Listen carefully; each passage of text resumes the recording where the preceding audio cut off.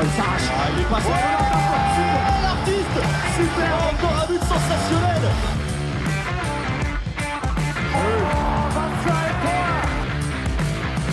That's a brilliant bit of follow-up play by Mahe. Oh my goodness me, what a shot.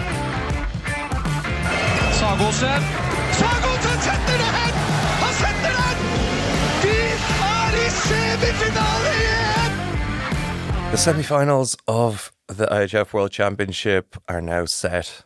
We've got the two host nations who battled through to their first semi-finals in a number of years, and we've got two absolute mainstays of the higher echelons of women's handball in France and Norway. It was an exciting quarterfinal, but it might have lacked a little bit of drama. Alex here with Chris. What did you think of the quarterfinals? My main takeaway, and this is something we can delve into from the start, was this an entire quarterfinal round won on defence? 100%. 100% agreed. Looking at the scores in each of the game and like the losing score in each of the games, 23, 26, 23, 23. That's not going to win you a quarterfinal in most situations. And that at least is my main takeaway from the first two quarterfinals in particular, the two that I was covering on Tuesday night. And it was so important to France that they decided to put a line player in right back just so she can play in defence. And shall we start there? Because I think that's probably the most interesting story of the whole quarterfinals, even though it's one of the later ones, the latest one. Yeah, well, we've start at the end. Realised that right backs are useless in women's handball, right?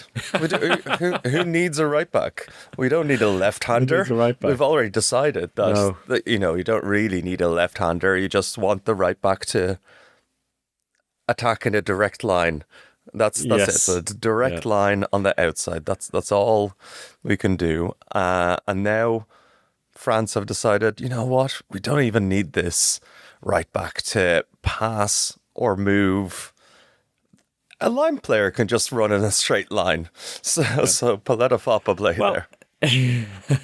Well, yeah, I mean, not just any line player, though. I think that's the key thing. Is like Paletta Foppa is a proper all-round athlete, and she was in at right back, and she looked like a right back as well. Like kind of not the most active one in the world, but she filled that role really, really well. She's not even left-handed. Yeah, she doesn't need to be. It was quite fascinating. Like the afterwards, Sebastien Gardieu, the coach, said the main reason was because in the first half they were attacking away from the right-hand side, was away from the substitution area. And so they felt they needed her there mostly as a defender to take on Adametta Hansen, because Lena Grandveux was destroyed by Hansen last year in the semi-final of the Euro. So they're like, we need to make sure that doesn't happen again. So she's in there. But he also said, I told the Danes we're not going to play with two line players. And it seems like all the talk beforehand was about France playing with two line players and two backcourt players. And Paul Bray, commentating on it, was convinced that they were going to play with two line players and two backcourt players. And even for the first 15 minutes of the game, continued to repeat it like as if he refused to accept that she was playing at right back. Just over and over again saying, they're playing with a 2-2. Oh, she's hanging out there, but wait for her to go in as a second line player. And then eventually kind of accepted, they are just playing a normal backcourt, but they happen to have Paletta Foppa in there. And so like this French team, we've talked about their winning championships based on defense, and this was a great example of setting up the team specifically for that. And not every line player could do that, let's just say, but she is a proper athlete. Yeah, absolutely. And it does help that France have two exceptional line players in the squad as well, in Ondonda, who actually started the game, but it was Buktit, who has been phenomenal all year. only used kind of sparingly in this whole championship, I would say, very tactically. But in the second half, Bukti just dominated. Yeah. Really, really dominated. 8 from 8 in the game. Ludicrous. I think 7 of them were in the second half.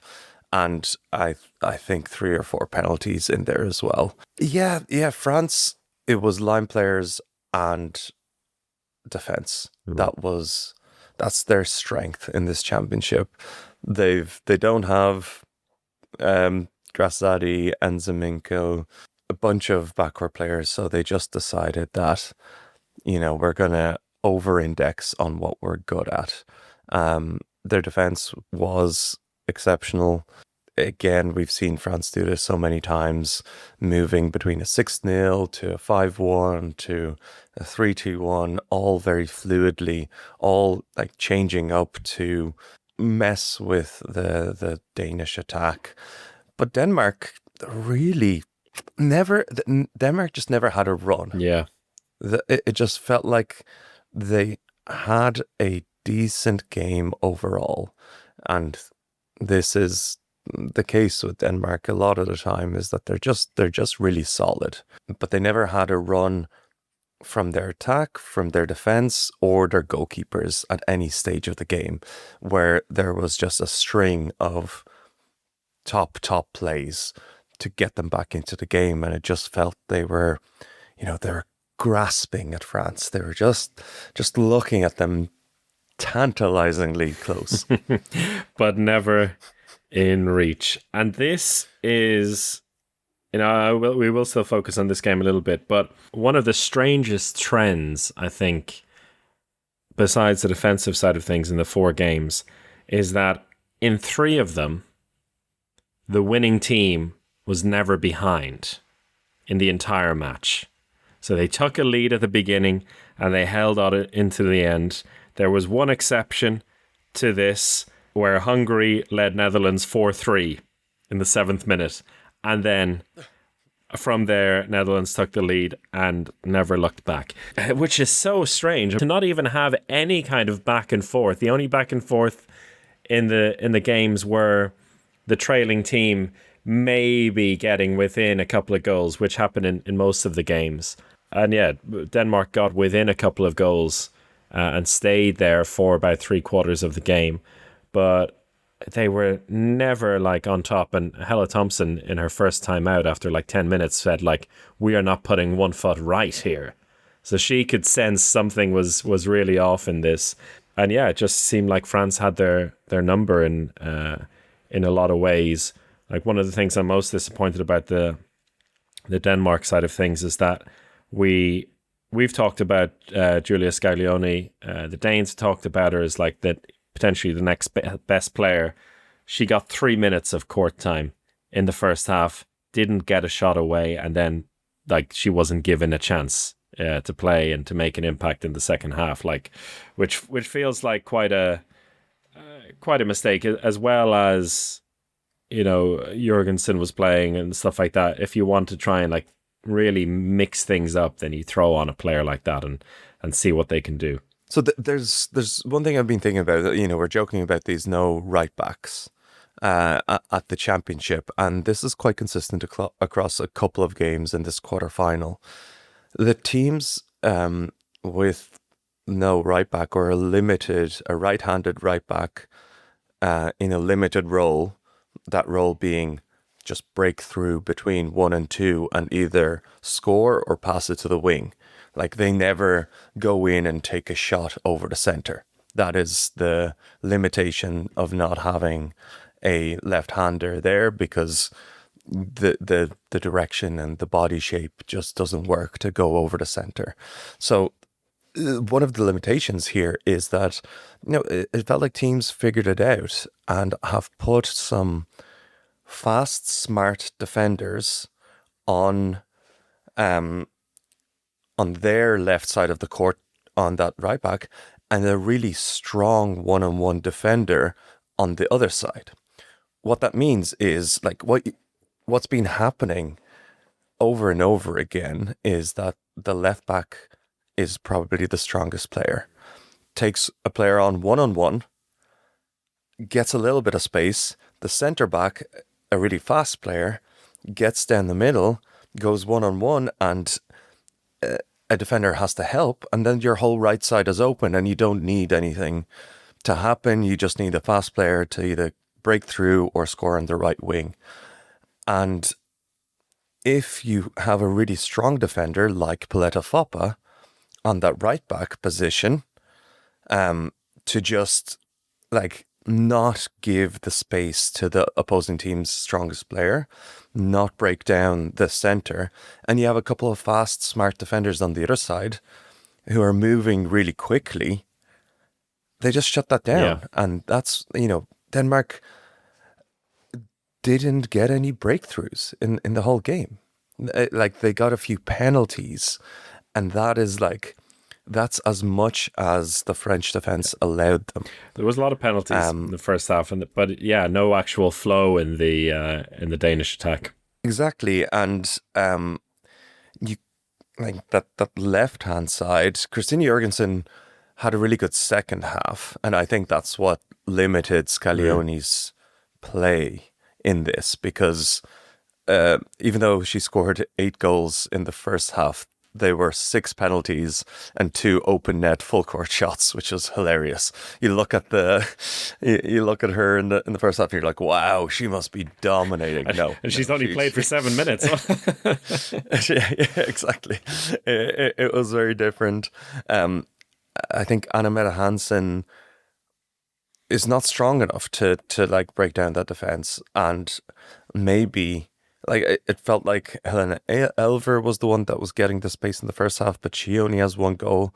And maybe you do just roll the dice and throw in Scaglione a little bit earlier. Jorgensen getting a lot of the vast majority of the goals with 11. And as you said, most of them were coming from penalties. 6 in the end from the penalty line. But yeah, the stats from the other Danes in the backcourt, not great reading. Michaela Muller, 3 goals, but also, 2 assists, 2 turnovers. Helena Elver, 1 from 3 goals, but then 3 assists, 3 turnovers. And just like turnovers all over the place. Jorgensen herself in open play, 0 assists, 4 turnovers. And France, as you said, just kind of wrapping them up. And one thing I've seen in this tournament, more than I think I've ever seen in a concentrated period in a handball event, is particularly with that right hand side, the number 2 defender on the defensive team's left hand side, jumping out early to shut down the playmaker or shut down the right back once they get the ball, because like knowing that the focus, as you were saying before, is trying to create an overlap on the right hand side, and either with the right back or the right wing. So the defence almost leaving the winger alone, but knowing if their quick number 2 is quick enough to get out, hold the defender and stop the play, then they have to start all over again. And it has been a real constant thing where teams think they're creating an overlap. There's all that lovely space on the wing, but before they know it, there's a defender on top of them giving away the free throw and just like stopping it all over again. So I think defensively there's been this progression for the top teams that have really nullified a lot of attacking handball, and it's quite interesting now. Everyone's going to have to go away and figure out, okay, how do we break that down? Do we need left-handers again? And I will note that Germany and Norway still sticking with those left-handers, but in different ways. So yeah, defenses seem to have our teams seem to really focus on the defensive side of things in developing the sport over the last year or so. Maybe that also has something to say about the fact that there's so many teams building new generations of players and transition, and it's like the first thing you can fix is the defense before the attack has some kind of evolution. So great work by France. I don't know if there's anything else in that game you want to talk about. Yeah, the only point I'll say, there was I think at the start of the second half, Emma Fries on the left wing had a wide open wing shot, and she tried to lob Sacco, and Sacco just reached up and snatched that ball out of the air, grabbed it with one hand, and that was the moment that all Denmark's hopes died. It's like if Emma Fries misses a There's no shot, coming you're in back from trouble. Yeah. Well, just Yeah. when you Great. catch a shot, goalkeeper catch a shot, that's it. You're done. Yeah. There was one of those moments for Germany against Brazil as well, with Katharina Filter catching Bruna de Paula's shot after she'd broken through. And maybe we can stick with that game a little bit before we talk about the other two, the Germany, who were finally given a test. I think it's fair to say now they were tested by Brazil. Brazilians came within 3 goals with 10 minutes left to play. Looked like they might have been on a run. They managed to keep Germany out for, I think it was like almost 10 minutes at one point, but Germany finding some solutions in the end. It was a bit of a strange game in that sense. It was a lot of barren spells for both teams in that one, but Germany coming through it and looked like you couldn't really argue with that result in the end. Yeah, Germany were so prepared for Brazil, and that was evident in the first 10 minutes when they went out into a big lead. They were prepared for Bruna de Paula, who, despite everything, was like 4 from 4 in the first few minutes, or 3 from 3, just doing some crazy shit to get goals away. But this is, I suppose, what I was talking about, teams with no left-handed players is also relevant for Brazil, because they play quite a simple type of handball. Most of the time, they're close to what Magdeburg do. Again, they're relying on whatever position Bruna de Paula is, and that is left back, centre and right back. Wherever she just lands at the time, she is going to take a player on one-on-one. In so many cases, she either just goes through because she is the best one-on-one player in the world, or she just creates space because there's a help defender. And, bam, bam, bam, there's a bit of an overlap, someone breaks through. But Germany were ready for that. And, let's continue praising the right-sided defenders in this quarterfinal, because it was Leuchter at right back and Amy van Pereira, a new face for Germany in this championship. They both did phenomenal jobs in one-on-one defense against Bruna de Paula on that right side. Anytime, they didn't stop her, but they did enough to ensure that help wasn't needed. And if defenders don't help, Brazil just didn't have the quality or the ingenuity at spells to do anything. And it was, after the first 10 minutes, Brazil took a timeout, came out of it in a much stronger position, and really, for the first time, we saw some positional change, because the coach was just like, come on, we need to try something different. And it did work, but it was already too late.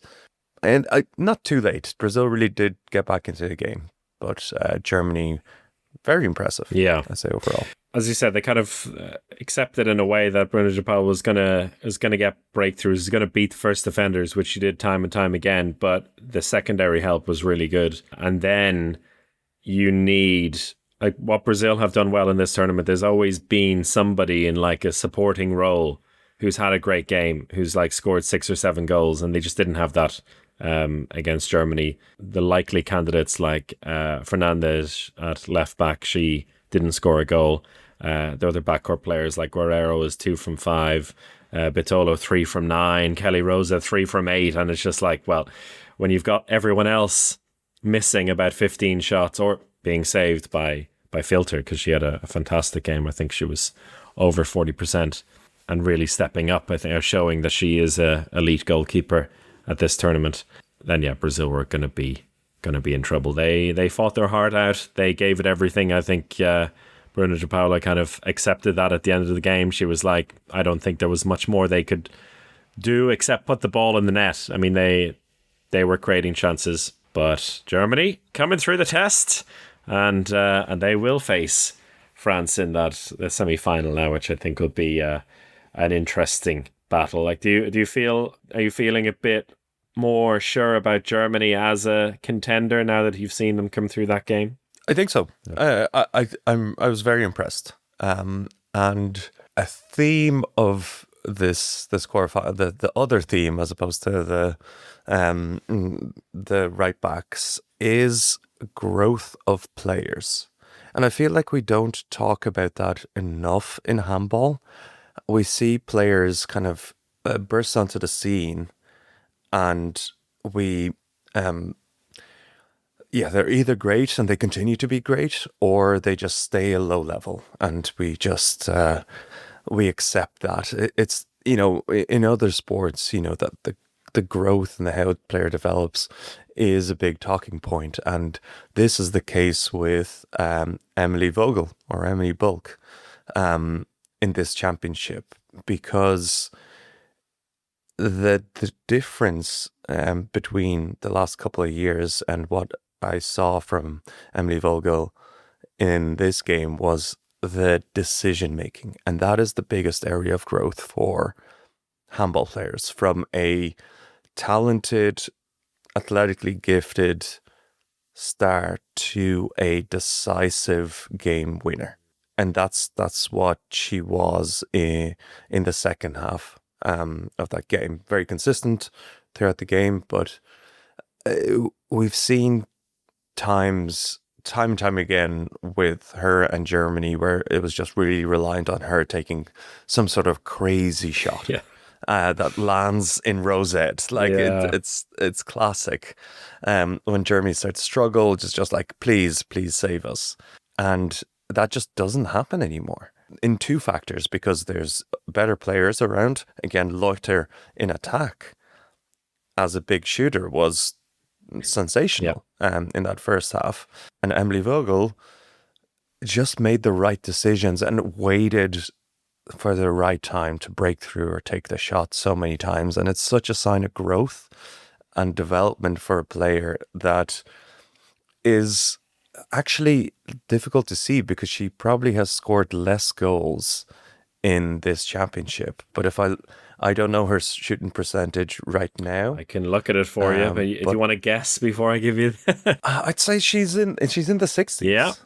60. She was 63% against Brazil. She's 63% for the entire tournament. 20 goals scored. Exactly. Yeah. And previous championships, she's in the 40s. Yeah. Like she 47, something like that. And that is a big difference in Germany's growth and in her growth. And because they have, I think the key thing is that it's a little bit with Greisels as well. It's that they don't need to do it anymore. It's not just the two of them versus the world, and like hoping that both of them get 10 goal games to keep them alive. There's a full squad of backcourt players even, which I think is really a big relief for them, that they don't have to play 60 minutes. We spoke about Annika Lott before, like a proper player who can play a key role, like in the center of defense if needed, and also the center of the attack. One thing we haven't spoken about, we've joked about the right backs being extinguished from this team, or extinct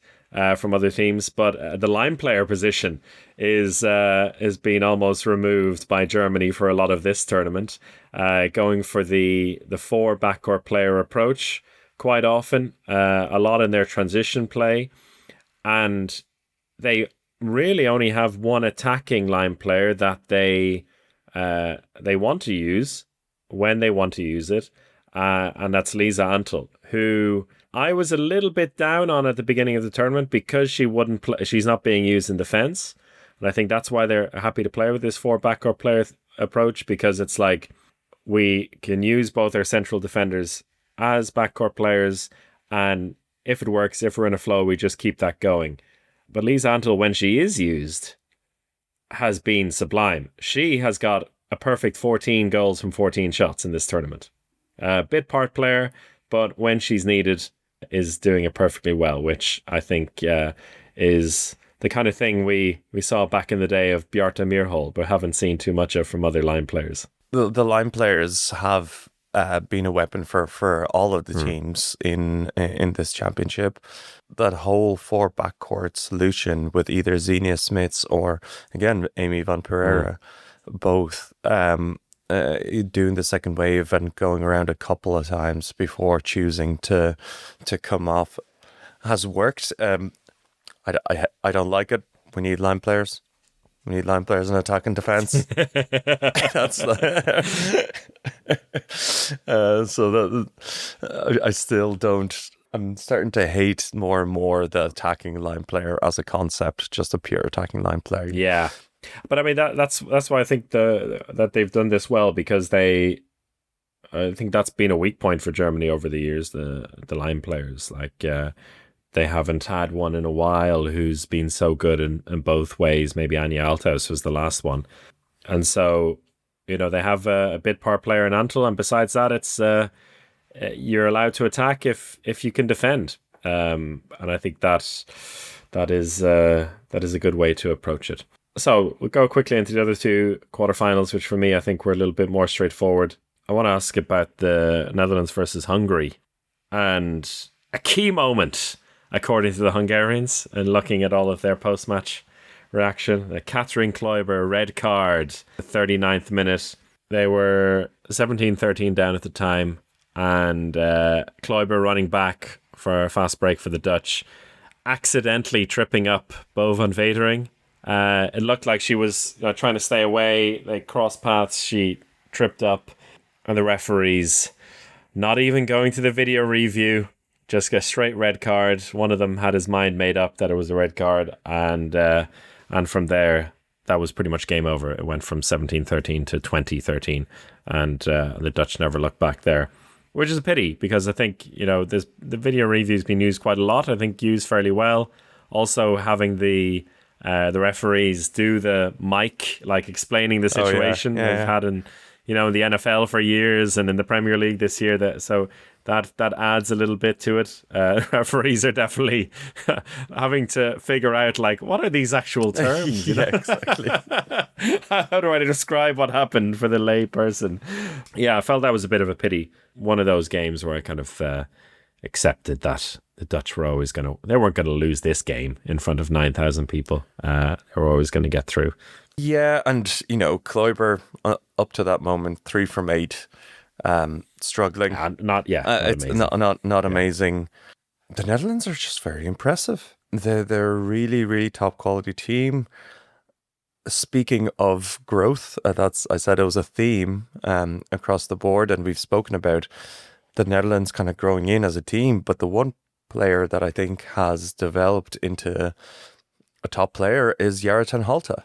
And I think that's the big difference for the Netherlands in this championship, where they've had a top level goalkeeper all the way throughout the championship so far.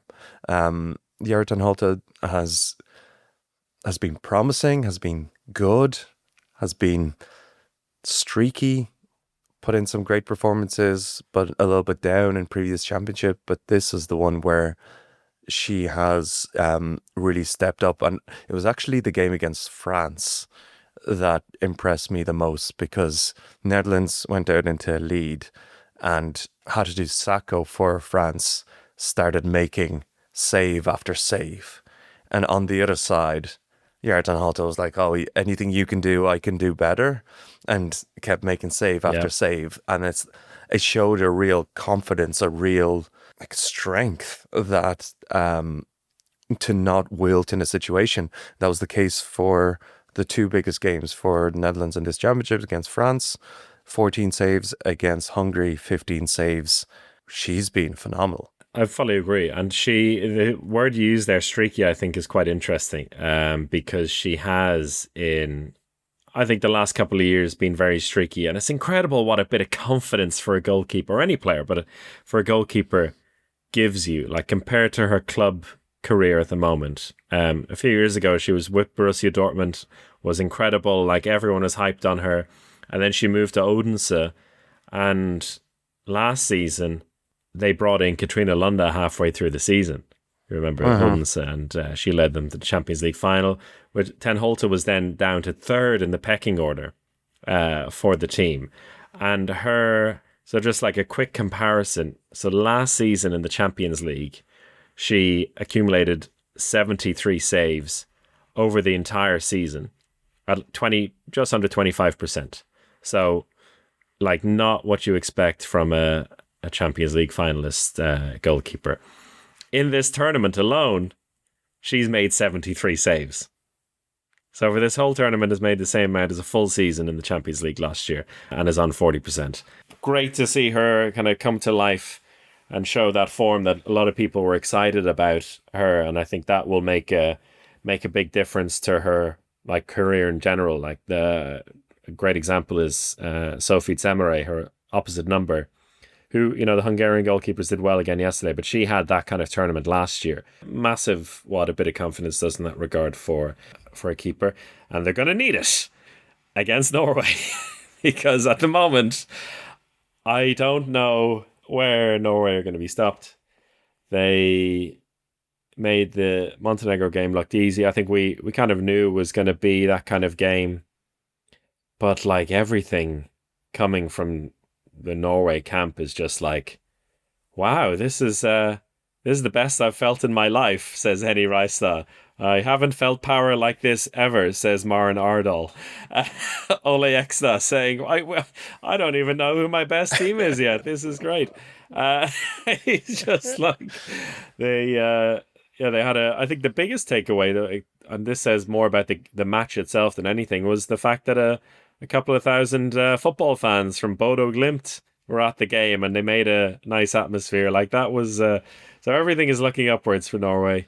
The tough games are to come against the host, and then no matter what happens, if they get to the final, that'll be a tough game. But there's never been such an easy run to a semi-final or a more smooth ride to a semi-final for a team. Yeah, and you can look at results and then you can look at the first 15 minutes of every game, and we spoke about that in the last podcast. But again, after 15 minutes in this game, it was 12-5, game over. And I think Montenegro really fought to stay in, especially in the second half.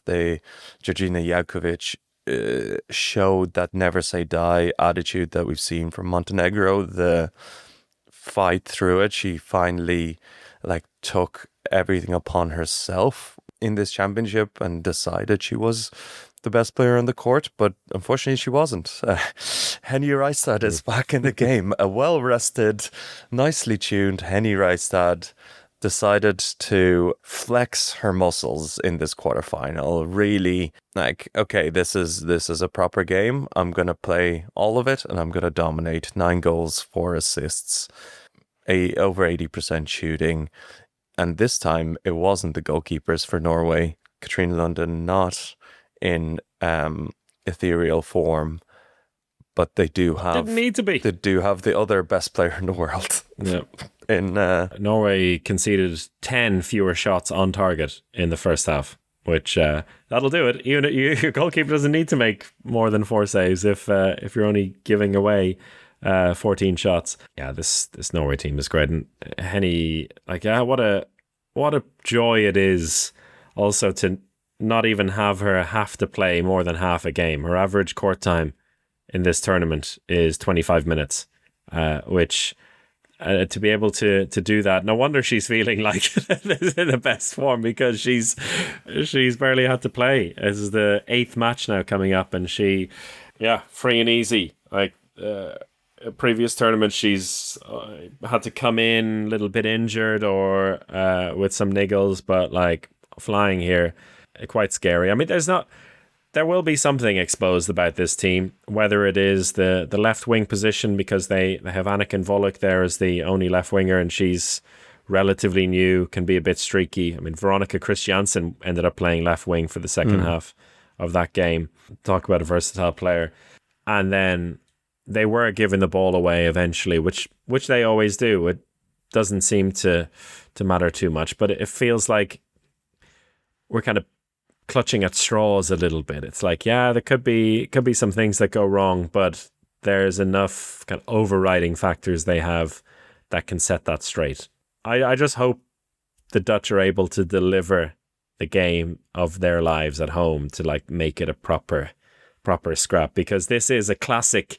This is 10 years ago, classic women's handball match, Netherlands against Norway, and it'll be nice to see that in a a new generation of players on both sides. I think you can't underestimate the home team and the home championship here in two ways, because it really motivates an organization or a federation to focus on that championship. And Germany and Netherlands have come into this tournament in incredible shape, like we saw like Denmark and Hungary in previous years when they've had home championships and really tuned into a year. And Germany and Netherlands have proved this. And then I think the support, the packed arenas in Rotterdam have been a huge help for this Netherlands team, for this Germany team, and the semi-final final are going to be in those in that arena, and it's going to be packed, it's going to be loud, and like the quarterfinal, Norway are not going to have a home game because 1,000 Bodø Glimt fans are not going to show up and go crazy. And Norway have been through it many times. I have a good feeling about this Netherlands team. And history suggests that this is not Norway's domain, strictly. Yes, they won it 4 years ago, but they don't dominate this tournament like they do the Euro for whatever reason. This is the one thing we can kind of hang our hat on in a handball world where more often than not we're complaining about the same teams winning. It is more or less the same teams in the semi-finals now. We don't have Denmark, which is a big shock. We don't have Sweden, which is less of a shock, but still. France are reigning champions. It was Norway before them. It was Netherlands before them. So they have done this in the past. They have gotten a world championship victory. Brazil have won it in the last 12 years as well. So teams have shared the love a little bit there as well. So maybe we can hang our hat on that as well, that it's not strictly there for Norway. But I do have a lot of good feelings about the Dutch team as well. But I think at the moment, with someone like Henny Rijstad, there's no resting on their laurels for this team because she has been burnt too many times with her club. So she's got to start collecting those medals now. Risky prediction mode here. Are you giving this one slightly to the Dutch? All I'm saying is the last time Netherlands and Norway played, Netherlands won. And that was in the Golden League in March. In March. But these teams have played together, and Netherlands shouldn't be scared of Norway. No. A whole different ball game, but if anything, Netherlands should be more empowered in the home championship. Diona Houser is a top player. She's left-handed and she's a right back, so that is unique in this championship. I don't know how teams are going to shape up to defend this kind of crazy new invention, the left-handed right back. And they've got a mix of experience and talent, like young talent. I think Kelly Dulfer has been really, really good in this championship. Again, one of those players that was erratic in previously. You just don't know what you're going to get in attack. The amazing defender, but I think in this championship she's been a big weapon. And this is hope more than this is always the hopium. I think Netherlands are in best position to stop Norway in this semi-final. I think Germany and France will not beat them. The winner of that game will not beat them in the final. But the Netherlands can do it. So I'm just going to say that they're going to do it. All right, something we've done in the past. If we look at the different final lineups, I'm picking out goal then. So in this case, you're saying Norway will beat, if they get to the final, they'll beat Germany and they'll beat France. Yes. If Netherlands get through to the final, how would they do against Germany and France, respectively? I think they beat Germany, but they lose to France. So France have one chance in this. They take on the Dutch, and Germany have no chance. if they get to a final. I don't think they're ready. They're just not ready. But I see them. I think they will. I think they will get to that final. Oh, That's the thing. I see them slightly favourites against France in that matchup. But yeah, I'm gonna not doubt Germany for once and see how that works. that's a bold move. Yeah. All right. Well, we'll find out how it all unfolds. That was a fun look back at the quarterfinals and ahead to the final weekend. We'll do a semi-final review on Patreon, and then, of course, on Monday I'll be with you for the post-tournament reaction and some awards to dish out as well. We have to start thinking about that. You writing on Discord about the Swiss Army knife just reminded me. Oh yeah, Of course, we have some awards to do. Maybe we'll get a guest or two to join us and dish those out. But enjoy the semi-finals, everyone, and we'll catch you afterwards. Goodbye.